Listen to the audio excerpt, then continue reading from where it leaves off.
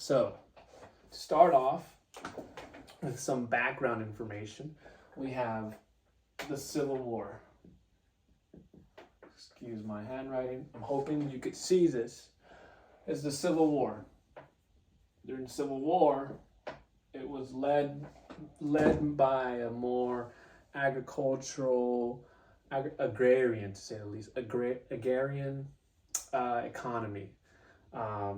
Back before the Civil War, America was run by farms, while during the South was basically the big players in this in the economy, whilst the North was kind of industrializing itself without the need of slavery or of agriculture as itself. Well, as we know, the Civil War was a battle between the Union and the Confederate. But we're not going to get into the Civil War. We're going to get into the more political parties that were at play. So, two parties are created. The first party, which is the Union, The Union is going to be closely linked to the Yankees. That's who basically equals to. So, Union, Yankees. Okay. Now, let's keep this right here. Obviously, the Yankees, the Union was more industrialized, and so they kind of did not want the need of it. In the video, he discusses that, how the Yankees would go against the Confederate, which obviously is Union versus Confederate, which would be the Cowboys. Now, the Cowboys aren't necessarily the Confederate themselves as a whole, but we'll get into both parties in a bit. But basically, this is the groundworks of the beginning of this faction, to say the least. Carl goes into detail saying how the Civil War was the driving force, the beginning of everything, to say the least, between these two parties, and who has control in America's economy and its policies, and who has the power, to say the least. So, with that background information, we'll put it right here, background. Okay. We'll put Civil War. Okay.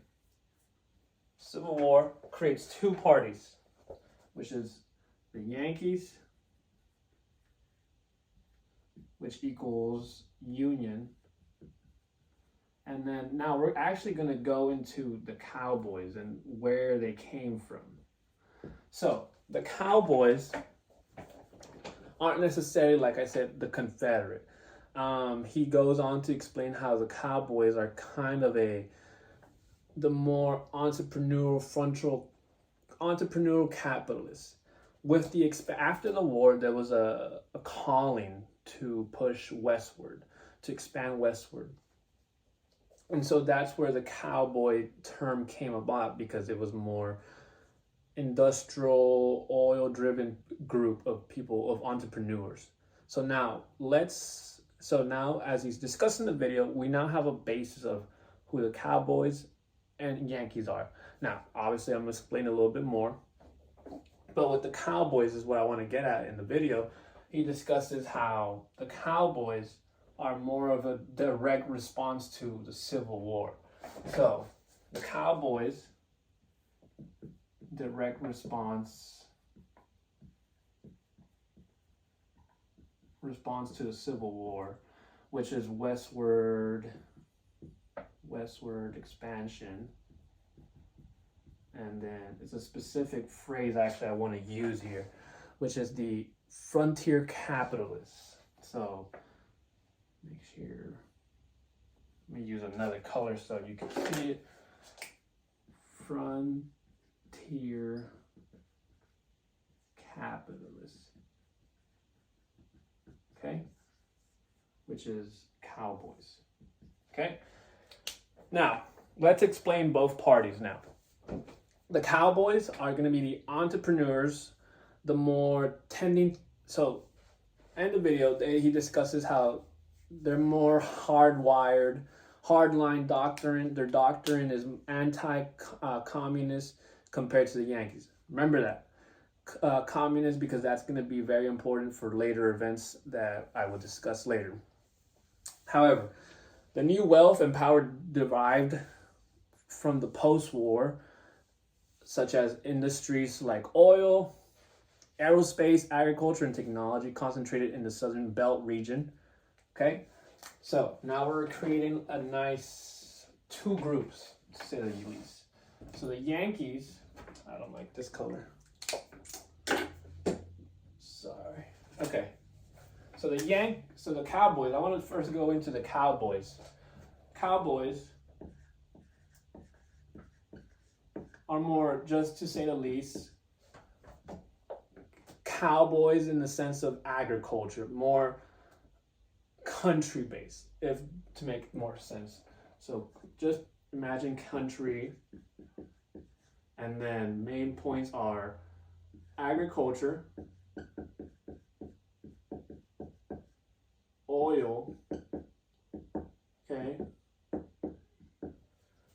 and then do not like this color. Sorry, I had another one, but I don't know where I placed it.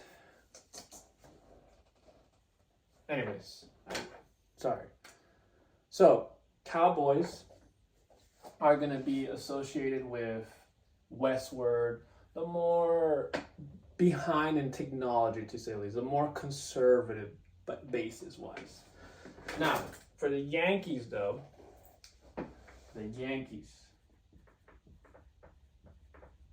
this is going to be a more higher end, to say the least, the higher end class. They're the more mega powers. People who have monopolies and things. For example, we have Rockefeller, the Morgans, Hermans, and Dillons. I'm gonna write these down. Rockefeller. Make sure I spell it correctly. Rockefeller. Okay. Morgans. We're just gonna write two ones for now, just for time's sake. This group was obviously originated from the Union. As we know in the video, he discusses how in the Union the need for agriculture is not necessary anymore. So the Yankees' response is more driven in the sense of they control Wall Street. They control sectors of trading, a more financial basis, banking. For example, I have it written down over here. So the Yankees' wealth, concentration of wealth, power, and influence in the northern east United States, dating back to the earliest days of the Republic. Their source of economic might be rooted like in finances, manufacturing, and corporate capitalism. So I think that's a very important thing. Corporate. So Yankees try to associate it with corporate. Obviously, I don't know how to spell corporate.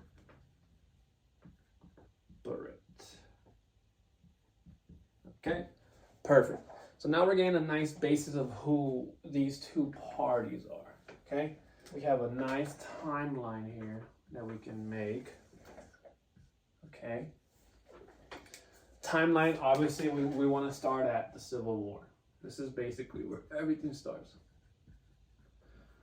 The Civil War brings the formation of the Yankees and Cowboys. Okay? Imagine this corporate. Okay? And then country. This can be country. Nice to give us a good idea of what's going on. After the Civil War, the Yankees, the Union are the ones in control now. The power in politics, the one who controls the power in the government is the Yankees. As we get back, we're getting back on what I said. There's three main events that Carl Oglesby says in his speech. well, there was other parts, but I want to highlight three main ones for time's sake: the Bay of Pigs, JFK's assassination, and then the Watergate situation. All play a very important role in the, to say the least, in the Yankee and Cowboy War. Now, let's start with the Bay of Pigs. Bay of Pigs. Bay of Pigs, as I have it here, was 1961. Actually, that's very good. A nice list some dates to make sure we have what's going on. So, for example, Bay of Pigs, who was in control at the moment? The Yankees. We'll put a Y here. The Yankees were in control during the beginnings of the operation. President was Eisenhower. The Bay of Pigs basically is an invasion in April 1961 that failed. It was a failed military invasion against Cuba, and was funded by the U.S. government. Eisenhower, who started the operation, but after Kennedy's became president. We'll get into a little bit more detail, but under President Kennedy's presidency, the act continued, but ended up being a failure. Eisenhower administration was more aligned with the Yankees. And so, with that being said, we have two contenders now. We have Eisenhower versus JFK. Okay. Eisenhower is Yankee. JFK was represented more towards the Cowboy section. He was more anti-communist, hardline elements taking more control of foreign policy. So now we're facing the first instance of where Cowboys versus Yankees are face to face in the power of who has the power. So, power wise, JFK did not align himself with, to say the least, with Eisenhower's viewpoint of the war. With the war going on, the Cold War going on, with the fear of communism, Eisenhower, the previous president, was more inclined to a more capitalistic driven, hey, you need to be a capitalist. If not, you're a communist. And if you're a communist, you're out. Okay? JFK did not like that approach. And so, but that's for another time. We want to stay into the Bay of Pigs and what's going on. So, who's in control at the moment? During the Bay of Pigs situation, it is the Yankees are in control.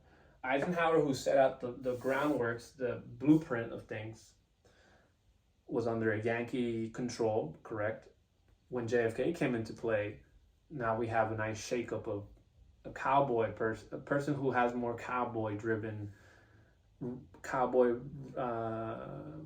to say the least, cowboys' agendas, to say the least. Obviously, he did not agree with the ruling, and then the Bay of Pigs obviously was known as a failure, a military failure, which got personnel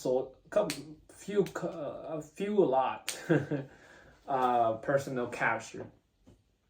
Now, before I go forward, I need to highlight the CIA. I think the CIA, as Oaksby discusses, had a very crucial role during this event, which is Bay of Pigs. We're gonna have a CIA. CIA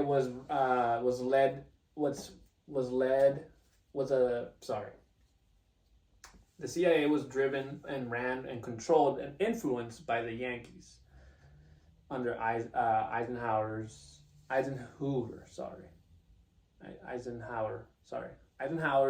administration. But when Kennedy took control, he didn't agree with a lot of the CIA's operations and secrecy, And so he backed out from a military strike that would lead to the Bay of Pigs. This failure likely diminished the CIA's influence and prestige within foreign policy. So, with the CIA kind of being uncovered, they lose their street cred. They lose their position.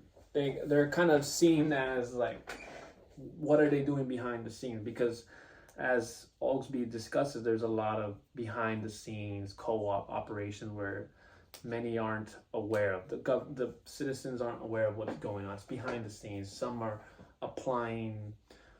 giving people weapons.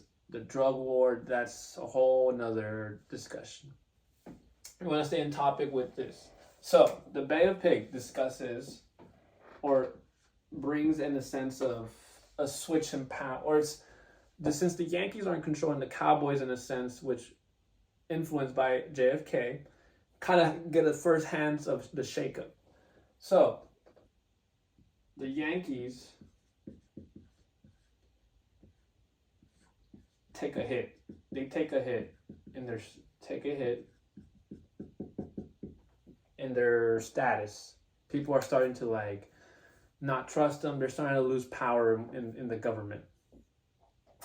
The CIA did have a huge role in this, but we must progress. Now, the Bay of Pigs, as a result, would lead to JFK's assassination. Now, this is very, very important. As Oglesby discusses, we have this would lead to JFK's assassination.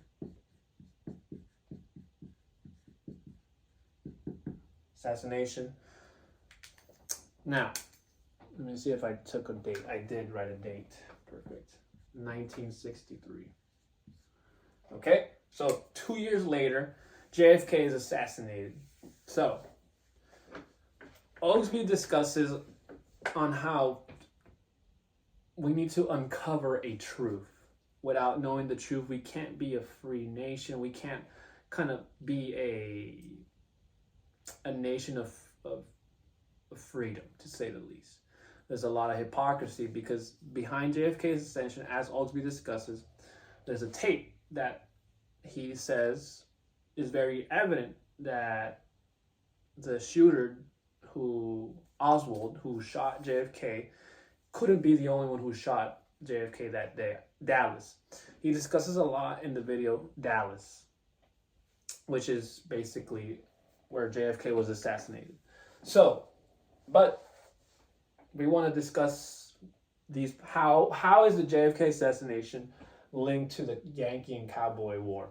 Now, obviously, a lot of people are unhappy.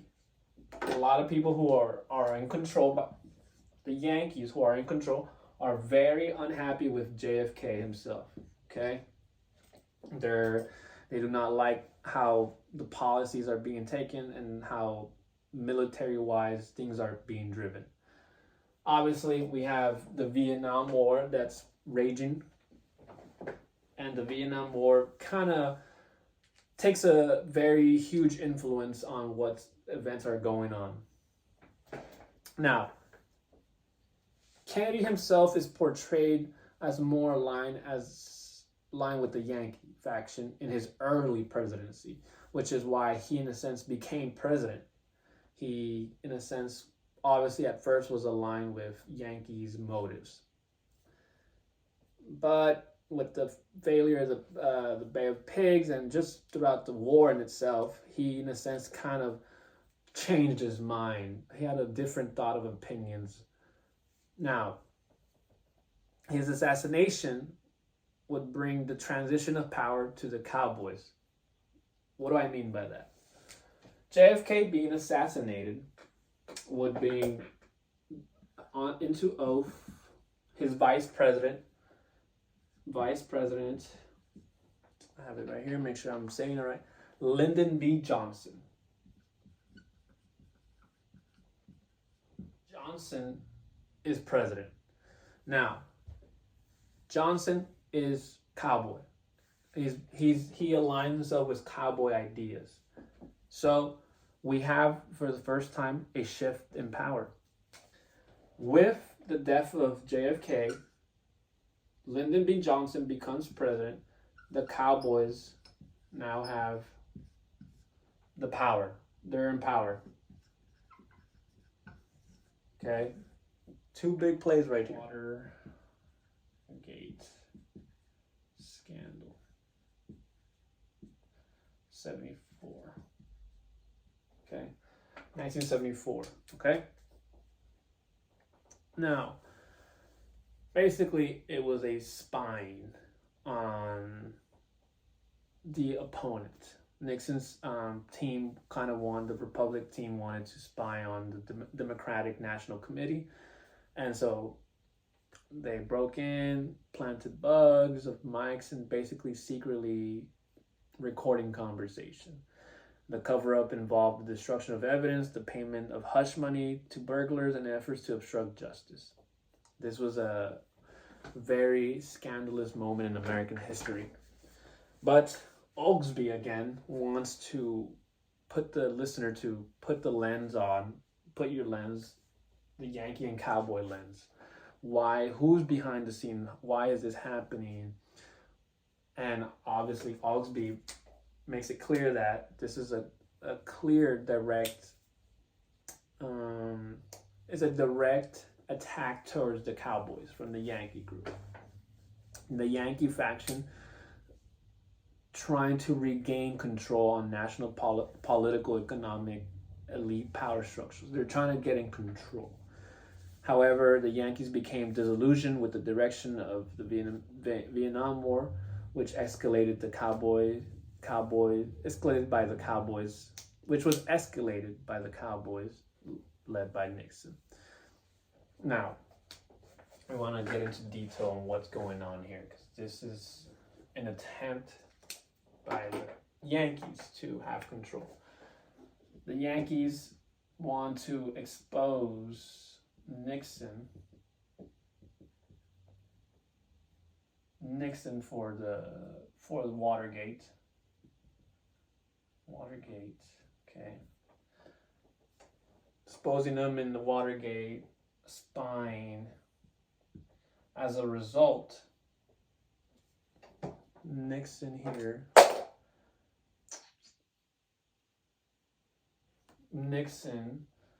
resigns.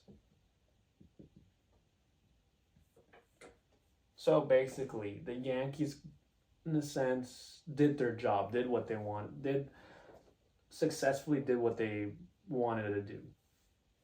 So, the Yankees are now attacking the Cowboys through the Watergate scandal, exposing the Cowboys. Okay? So, we want to move forward here, wise. Oglesby kind of discusses the ideas of who was behind the scenes during the Watergate. And he implies that the Watergate was orchestrated by the Yankees. Here.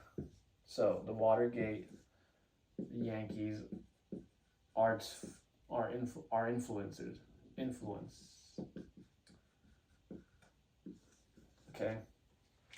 So we have what we see here that Oglesby wants to throughout his speech is that we have two parties that are trying to gain control of the government, to say the least, who has control of the power, political economic control.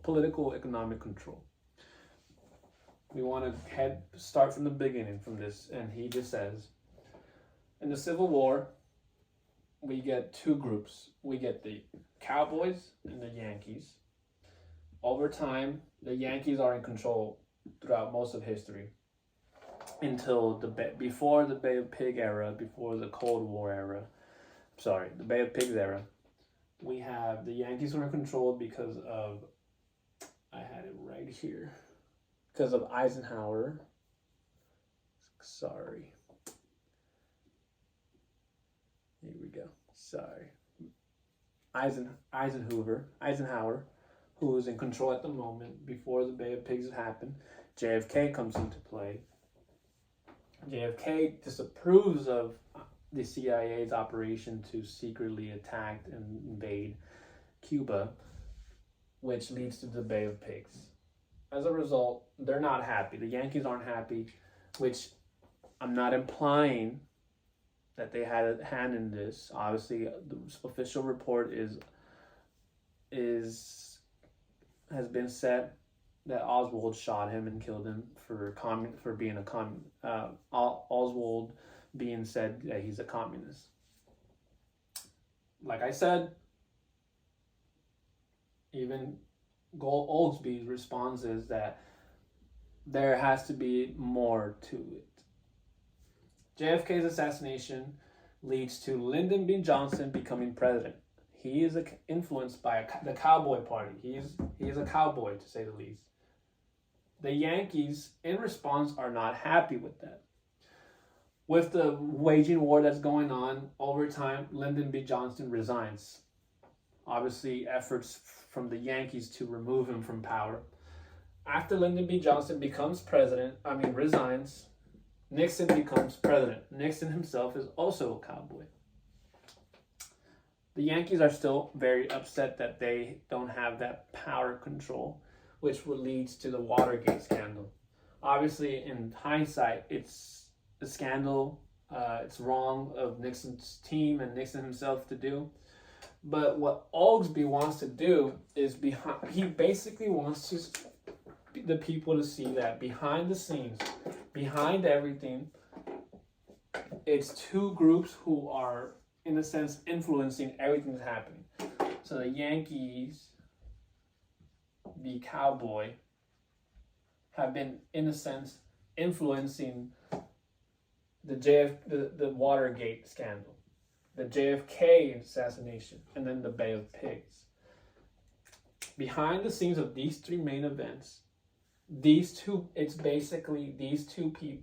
groups are fighting for control. That's what's explained throughout his speech. Now, moving forward, we want to, in a sense, the question now falls on me. What do I think of his speech? Do I agree with him? Is this true? Is this fake? Is it just an outreach? Personally speaking, I agree. I agree with Oglesby's speech. I agree there's a lot of behind the scenes in the situation. I agree. To make some notes here. The reason why I agree is, and I strongly believe that it's something that happens to this day with our current government, which is the Democrats versus Republic.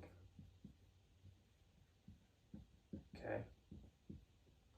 This is a very huge on and on. Who has the power in the White House? Before I get into this, the evidence that he proposed and he discussed is true. I believe it's true. He gave proper evidence on what's going on and who's behind the scenes. Now, going back to how I believe this is true and it still goes on, we have Democrats who, in a sense, and Republicans who constantly who are lobbying people who have small controls. Sorry, I misspoke. We have people who are in power who are influenced by these groups. We have the Democrats. We see this in the Senate. I can't spell Senate. In the Senate, we see this in Congress. We see this in the House of Representatives. Representatives, can't spell. These are the main lobbyists who get laws passed. We constantly see how there's always a change in speaker and the Senate hearings and all this. We were constantly is oil, farmers, versus Wall Street and banking. Whose interests are these? Republicans kind of tend to be on this side, and then Democrats tend to be on this side. And we know Wall Street and banking was originally from the Yankees. Farmers and Oils was originally from Cowboys. Now, obviously, it's not exactly how it is right now. It's speculation, to say the least. But I think Oglesby's speech on how it came to be, and just seeing how our society is set into play, I feel like that this is something that's still happening to this day.